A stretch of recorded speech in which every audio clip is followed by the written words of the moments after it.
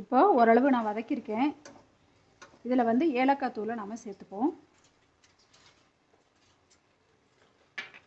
சேர்த்துட்டு விடாமல் நம்ம கிளறிட்டே இருக்கணும்.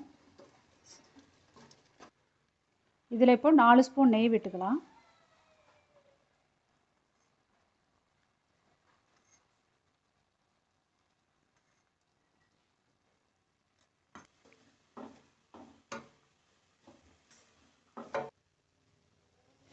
இப்போது நல்லா வதக்கியிருக்கேன். இப்போ நல்லா திரண்டு நல்லா வந்திருக்கு. இதுதான் கரெக்டான பதம். இப்போ வந்து நம்ம நெய் தடவின ஒரு பிளேட்டில் இதை நம்ம மாற்றிக்கலாம். இப்போது ஒரு பிளேட்டில் நான் வந்து மாற்றிட்டேன்.